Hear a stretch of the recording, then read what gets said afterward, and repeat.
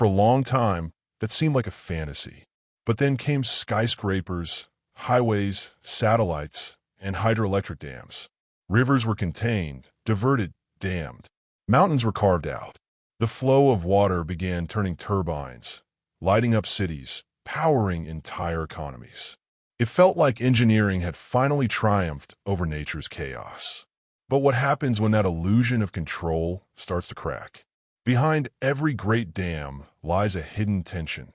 Structural flaws, seismic risks, political crises, climate change. It's like stacking stones on shifting ground and hoping nothing moves. Today, we'll explore 6 of the world's largest hydroelectric plants, their stories, their achievements, and their hidden dangers. Rogun Dam, Tajikistan. In Central Asia, among rugged mountains and unstable soil, stands the Rogun Dam, one of the most controversial projects of the former Soviet bloc. Construction began in 1976 with the goal of turning Tajikistan into a regional energy hub. But from the start, engineers and geologists raised red flags. The location lies in a zone of intense seismic activity, with active fault lines. Still, the work moved forward slowly. After the Soviet Union collapsed, the project was abandoned. The skeletal dam sat unfinished for nearly 2 decades. It was only in 2004 that construction resumed, and along with it came renewed warnings. A structural failure could unleash massive floods, even affecting neighboring countries like Uzbekistan.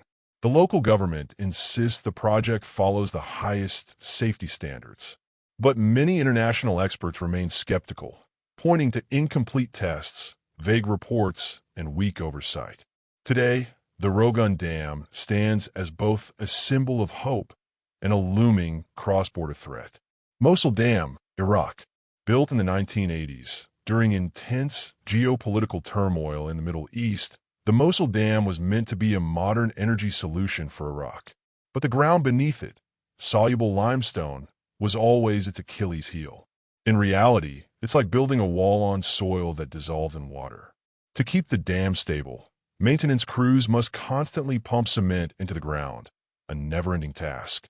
After the U.S. invasion in 2003, American engineers inspected the dam.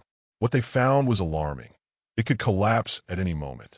If it did, a wave up to 20 meters high could strike Mosul within hours and reach Baghdad in just days. Millions of lives could be affected. Although some reinforcements were made, the danger persists, made worse by political instability, armed conflict, and poor infrastructure. The Mosul Dam isn't just vulnerable.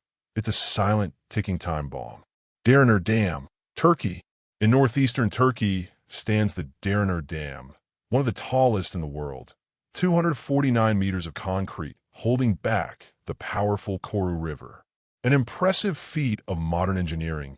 It took decades of planning and was only completed in 2012. Its sophisticated design, built with cutting-edge technology, is a source of national pride. But there's one issue even the best engineering can't solve: earthquakes. Turkey sits on several major fault lines and experiences frequent tremors. The Black Sea region, where the dam is located, is no exception. A major quake could jeopardize not just the dam, but the entire infrastructure downstream, including towns and villages. Experts also warn that rapid reservoir sedimentation, caused by deforestation and erosion, may reduce the dam's storage capacity and increase pressure on the structure, raising long-term risks. Itaipu, Brazil, and Paraguay. Straddling the Parana River, the Itaipu Dam is a monument to international cooperation. Shared by Brazil and Paraguay, it was once the largest power generator on the planet. A true giant, with 20 turbines and over 14,000 megawatts of capacity. But with great power comes great dependency.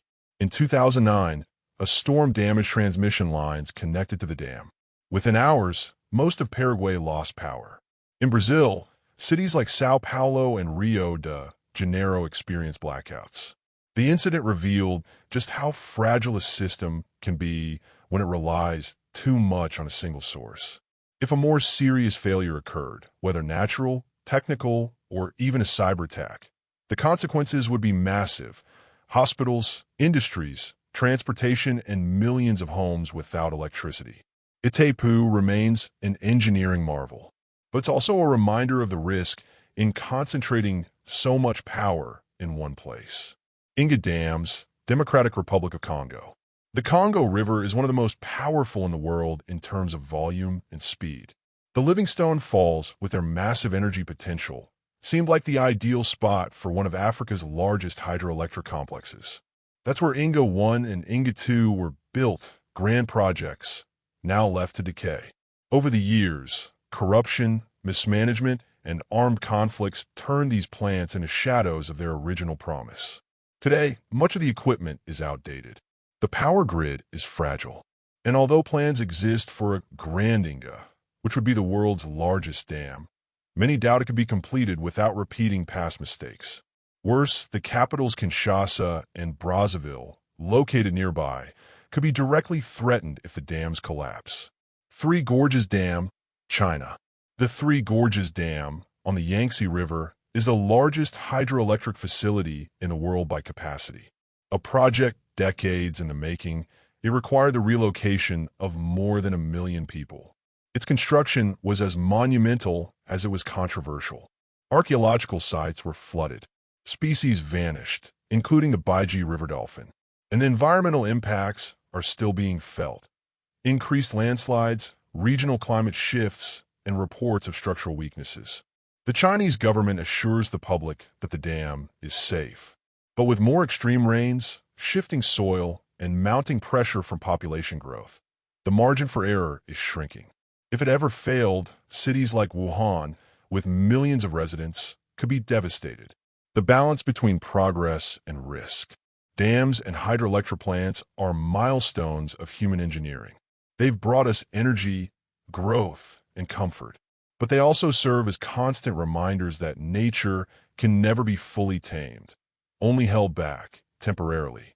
Progress is essential, but it must walk hand in hand with responsibility, oversight, and respect for the planet's limits. Because when we ignore the warnings, we're not just risking a structure, we're risking lives. And maybe, sooner or later, we'll have to face the question, did we ever truly master nature? Or just learn to postpone its answer?